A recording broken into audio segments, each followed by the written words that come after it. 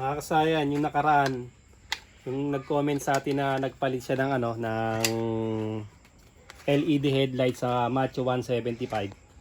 Hindi lumalabas yung white. Yan siya kasayan na. Tayin muna natin. Low, tapos high. Yan siya wa. Ang ginawa nating diskarte dyan, kaya natin napagana, nagpalit tayo ng tri-LED. Yan siya kasayan na. Ito, yung nagpalit tayo ng tri-LED, okay na. Lumabas yung low, high, tsaka yung combination high and low. Kaya lang kasayan, syempre, hindi siya kagaya nito na mas madilaw yung kulay niya. Ngayon kasayan, meron naman pala tayong diskarte dyan. Syempre, sa mga comment natin, nakakakuha tayo ng mga diskarte. Kaya shoutout kay Annex Ong ng Davao City. Ito siya kasayan, no? Ito yung gagawin natin. Ito yung diode natin na kailangan natin ng diode. Kung meron kayong 6 amperes ang gagamitin nyo. Ito. Siya kasayan na. Buksan na natin. Dito, ito yung isa wa. Ito pala yung isa, okay din pala to.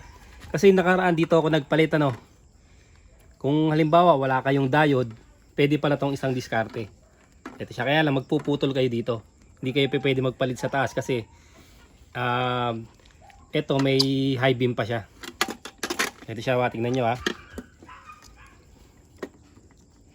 Kasi hindi to katulad ng ibang motor na may sakit. Sa sakit lang kayo magpapalit.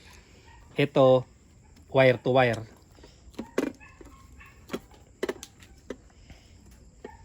Ito siya ha. Ito yung diskarte na kung gusto nyo putulin na lang. Halimbawa hindi nyo alam gumamit ng diode, ganito yung gagawin nyo ha, para lumabas yung yellow. Yan, dito na kayo kumuha ng para mas maluwag tsaka mas madali siya ibalik. Ito siya ha. Itong puti ilalagay natin sa blue.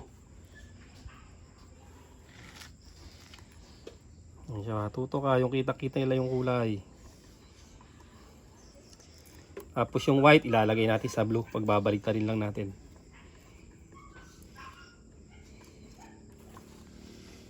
Kaya sa mga comment, pag meron natin nagko-comment, sinusubukan natin kung meron din naman tayong motor na pagtitestingan. Tapos pag binuksan na natin, ayan, lumabas na yung white. Tapos yellow. Kasi katulad dito ng nag-comment sa atin kay yung Opera daw yung nabili niyang ilaw. Ganun lang gagawin mo dito. Ayan na. Ngayon, kung ayaw mo naman magputol, ito naman siya. Para hindi ka na magputol ha.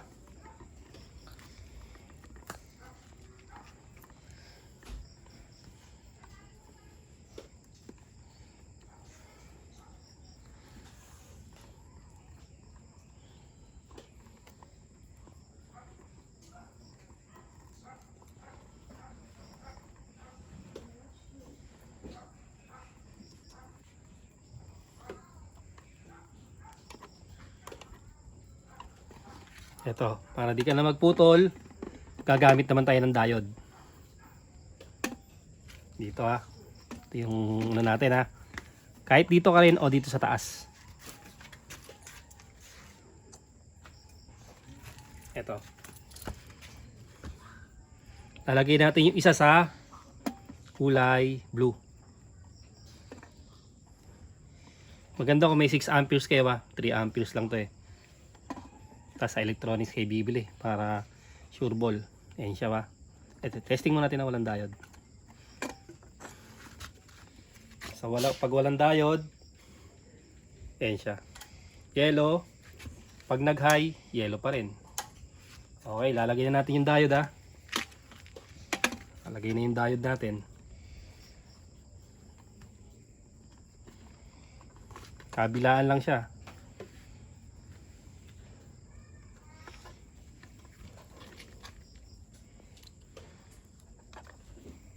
Tingnan natin kung pwede siya mabaligtaran yung diode o hindi. Ayan siya ha. Okay. Hindi ka na magpuputol ng wire. Maglalagay lang ng diode. Ayan siya oh. Low, high. Low yung yellow, high yung white.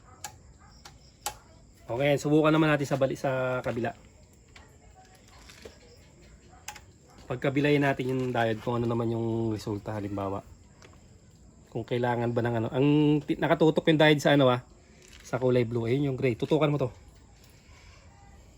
Ano yung gray. Yung gray, yun yung guhit na gray. Papunta sa blue Kung mailagay naman natin sa sa white, tingnan natin kung ganun pa rin ang ano niya, kulay. Ang resulta niya.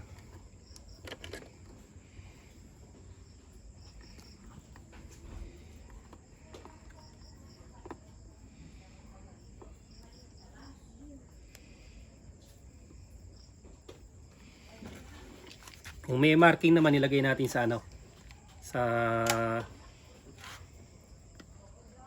sa may ano naman sa may white naman Low, high. Okay, yun ang tama.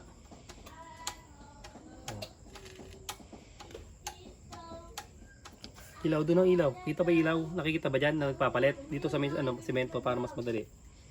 Ayan siya Yung high, ayan white. Low, yellow. Dito. Ayan mo rito. Yan, naka high beam siya. Ayan siya ayan, napatay yung high beam. Bali ito, ganun na yung gagawin nyo. Pero pwede rin naman magkabaligtaran. Okay lang siya magkabaligtaran. Kaya lang, babaligtad dito. Ito dito. Ituro mo rito. Pag nagkabaligtaran, mababaligtad dito. Etong natin, etong high natin magiging low. Pag nakabaligtad. Isa pa nga. Para clear.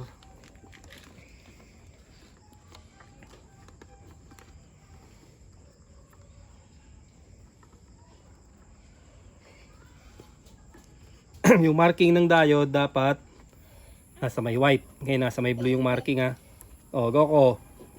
Mulan yata.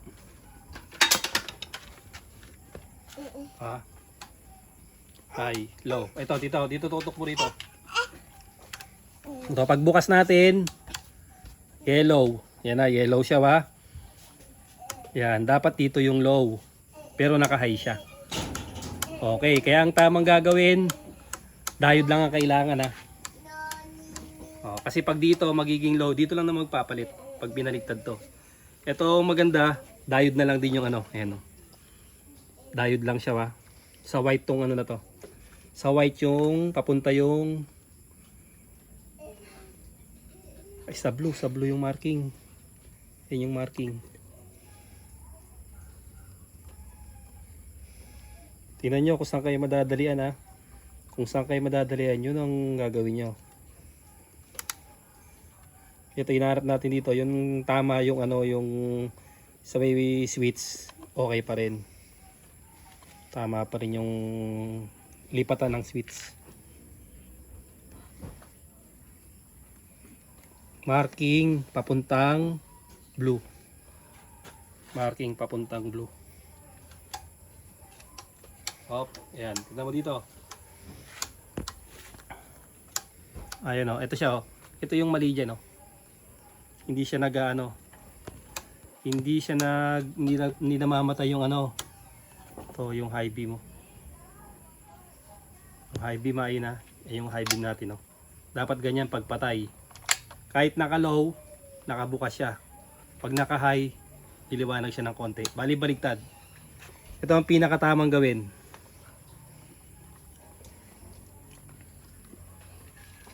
Ito yung pinakatama yung tumpak niya. Nasa white nga talaga. Nasa white yung marking ng diode. Yan. Nasa white Ito naman pag pinagbaligtad nyo, magkakabaligtad din doon sa high and low. Yung low mapupunta sa high. Yung high mapupunta sa low. Pero pinakamaganda, diode na lang gamitin nyo. At least di na kayo magkakat ng wire. Lang kayo. Hindi nyo napuputulin. Mag-uukit lang kayo. Luwagan nyo lang to. Tapos i-splice nyo lang yung wire. Ayan siya. Ito yung tama. Tutok mo na uli dito. Pagbaligtad, nakailaw to. Nakapatayo. Yan lang dapat siya nakabukas pag naka-high. O, ganun lang kasaya na yung ano para lumabas yung high and low.